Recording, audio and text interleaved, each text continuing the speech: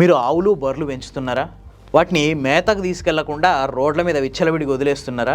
ఇక అయితే వాటి గురించి మీరు మర్చిపోవాల్సిందే. ఎందుకంటే రోడ్ల మీద ఆవులని బర్రెలని విచ్చలవిడిగా వదిలిపెడితే ఊరుకునేది లేదు అని చెప్పి సుప్రీంకోర్టు చాలా స్ట్రాంగ్గా చెప్పింది. అంతేకాదు ఇట్లా ఎక్కడన్నా ఆవులు కానీ బర్రెలు కానీ రోడ్ల మీద కానీ ఎక్స్ప్రెస్ హైవేల మీద కానీ నేషనల్ హైవేల మీద కానీ కనపడితే ఇమీడియట్గా వాటిని స్వాధీనం చేసుకొని షెల్టర్లకు తరలించేసేయండి, రైతులకు ఇవ్వకండి అని చెప్పి సుప్రీంకోర్టు తీర్పిచ్చింది. ఎందుకంటే ఇట్లా విచ్చలవిడిగా రోడ్ల మీద తిరిగే జంతువుల వల్ల విపరీతమైన ప్రమాదాలు జరుగుతున్నాయి. అంతేకాదు వీధి కుక్కల విషయంలో కూడా రాష్ట్ర ప్రభుత్వాలకు సుప్రీంకోర్టు మొట్టికాయలేసింది.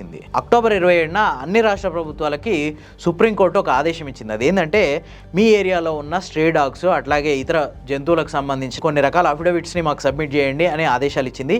ఇప్పటి వరకు 29 రాష్ట్రాల్లో ఓన్లీ తెలంగాణ, పశ్చిమ బెంగాల్, ఢిల్లీ మున్సిపల్ కార్పొరేషన్ తప్ప ఇంకా ఏ రాష్ట్రము దానికి రిప్లై ఇవ్వలేదు, ఏ అఫిడవిట్ సమర్పించలేదు.